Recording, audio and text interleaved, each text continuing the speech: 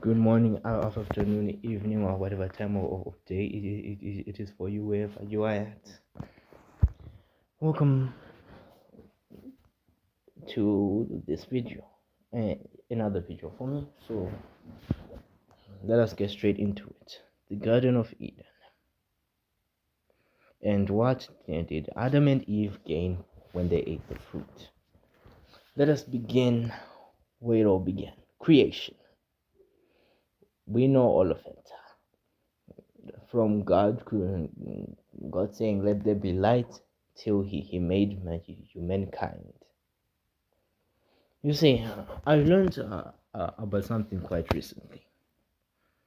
It's what people call a contradiction in the text. Basically, there's Genesis 1 where God could create human beings, then there's Genesis 2 where God creates human beings. So they're like, so God created humanity twice, and this sparked a whole lot of curiosity with some random rabbi making a Bible fanfic with this character named Lilith. But I always found that so odd. You see, the reason that I found this so odd is it because both Genesis 1 and Genesis 2 seem to be agreeing quite a lot. So let me give an example. And God saw it was good. So this is verse 126 to 27. Then God said, "Let us make man in our image and after our likeness, and let them have dominion over the fish of the sea, and over the birds of the air, and over the cattle, and over all the earth, and over every creeping thing that creeps up upon the earth." So God created man in his image.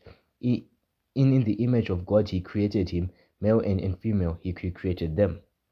You see, when I heard Genesis 1 and when I first read them and heard them when someone spoke about them, the first thing that I didn't think of was contradiction. I just thought, oh, one is a summarization and the other is a more abstract, more explained meaning. That was the very first thing I actually ever thought of. Not, oh wait, it's a contradiction, because I wasn't trying to look for one. I was just reading through the text, and it didn't seem like one because, well, many people summarize one thing in one book and then expand more about it in another. There are a lot of the different explanations. First, we could go for the historical one. There were two groups of Jews. There were the Yahwists and then the Elohists. And the Elohists are the ones that wrote Genesis 1. In Genesis 1, they wrote this. The reason that God wasn't all hands on like in Genesis 2 for the Elohists was quite simple. Because the Elohists believed that God was way too powerful and great to ever bother himself in the creation of humanity. They always also believed that God could just speak us into existence, but they do believe that God was a lot more close and connected when making humanity. That's where this so-called contradiction comes from. Basically, it's two distinct groups of people that agree on every single other detail down right to the last one, but couldn't necessarily agree upon which one was correct. At least that's what I learned. But then there's another the problem. People believe that this means that Lilith, that Adam might have had a first wife named Lilith, but that's kind of incoherent. Because if Adam was specifically only made in Genesis 2, then that would mean, if we're arguing that there was a first woman before Eve, that would mean there was a first man before Adam. Yeah, I know, sounds stupid, right? You say, well, what I'm pointing out is this: if Genesis 1 and 2 are two distinct texts, and Genesis 2 features Adam as the first man, that would mean, if we were to take it literally, that Genesis 1 there's Lilith, that would mean that there would be a first man, Lilith's husband, which we shall call Steve. Do. If you know, you know, as in the Minecraft thing. But still, to be fair though. Okay, ignore what I said. So there's Steve. Steve is our first man, the husband of Lilith, if we're looking at it that way. But if you reread the text once again, man was made first and not at the same time, like we would like to say. So God created man in his own image. In that image, he God sorry. So God created man in his own image. In the image of God, he created him, male and female, he created them. Basically, they are first we stop when he said it created him, then we continue when he said male and female, he created them. Basically, that means that God first created the man, then they became a group, meaning that after he created the man, he created another person. So if we actually not ignoring the semicolon, we can clearly read that they weren't created at the same time, meaning that in Genesis 1 and in Genesis 2 agree it's just two different groups of people do not believe that they were created the exact same way.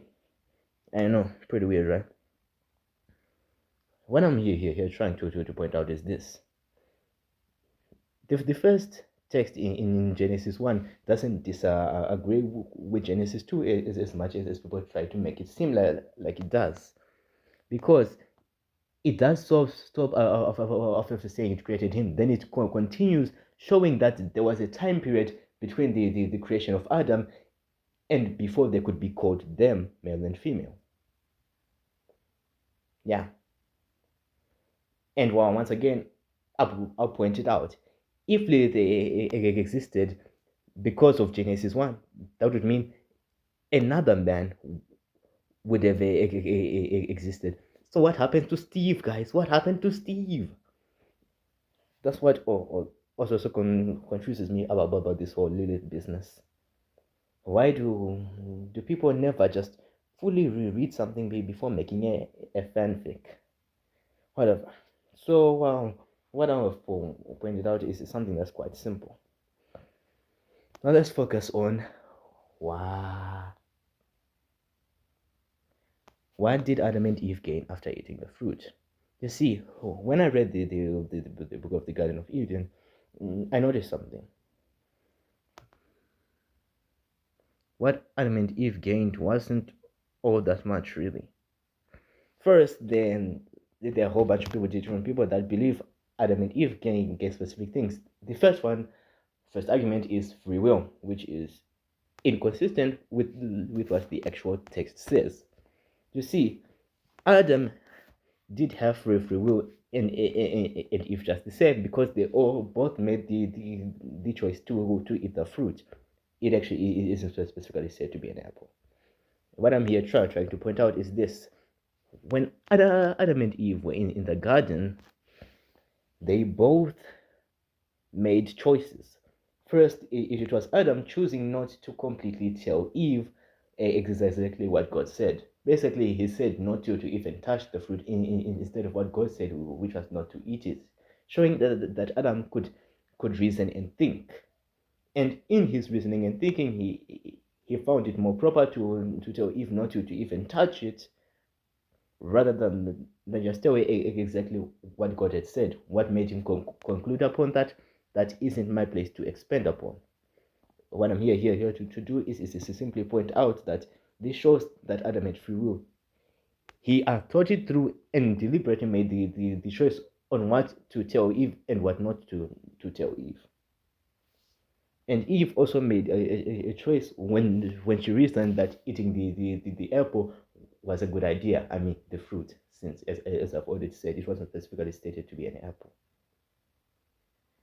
So they already had free will. They also had the ability to think, contemplate. They also had the ability to follow in instructions and listen. Because once again, I point out Eve with the fruit, when the devil, Satan, while was tempting her and gesturing her to go and grab the fruit, she listened, meaning that she can listen to instructions just the same as Adam can listen to instructions, Basically, they can listen to instructions, they can think, they have free will, they have the ability to articulate, to speak, they can also reason with their own logic. So what did they truly gain? It wasn't free will, it wasn't the ability to think. Well, some could say it is literally in the name, fruit of the knowledge of good and evil. It isn't fruit of free will.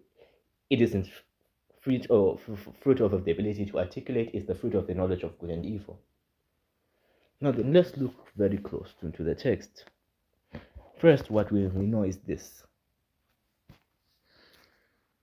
When Adam and Eve ate the fruit, they felt shame. Hold on. Okay, so here, let me point this out. This is Genesis 3 verses, let's say, 1 to 6. Now the serpent was more subtle than any other wild creature that the Lord God had made. He said to the woman, did God say, you shall not eat of any tree of the garden? And the woman said to the serpent, we may eat of the fruit of the trees of the garden, but God said, you shall not eat of the fruit of the tree which is in the midst of the garden, neither shall you touch it, lest you die. God never said the touch it part. Adam told Eve that part. As I already said, he had the free will to actually do it. But the serpent said to the woman, you will not die, for God knows. So when you eat of it, your eyes will be opened, and you will be like God, knowing good and evil. But what kind of good and evil did he mean? When I read it, all I saw was this. First of all, one of the first things that they gained was shame in the way that they noticed their nakedness. Something which was useless in the Garden of Eden because clothes weren't a necessity. You couldn't get cold because the weather was always perfect. You wouldn't have to worry about being embarrassed because, I mean, everyone's naked there. And you also, so clothes were absolutely useless since no one would ogle you with their eyes or look at you weirdly. So clothes didn't really have any meaning then. So they got something which would only be useful in a world outside the garden.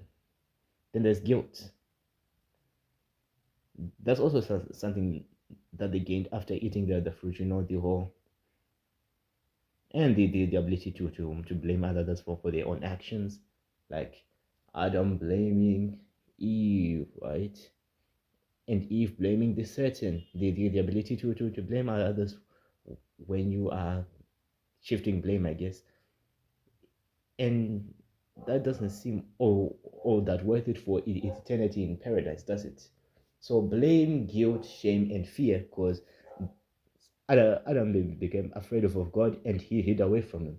So they gained fear of God, which once again wasn't necessary in the garden since they were always in his presence. They gained guilt and shame. I mean, sounds like an awfully good deal for eternity. No, it isn't. Think about it. Those things are only ever useful when you're separated from God and you are far away from Him. Those things only truly have meaning when you're here on this earth. So the knowledge that they gained is things that are useful for survival on this earth. It is wisdom, but wisdom that is completely useless in the garden, but it's only useful in the earth. Why did this knowledge do that? Maybe in a part 2. Not quite sure myself. If you like this video and you want me to continue reading and trying to articulate this so we can go a bit further, but since I'm in a rush, sorry, that's why this video won't be retried multiple times to ensure that that sounds proper. I'll be ending it here, folks. Thank you all for watching. Peace.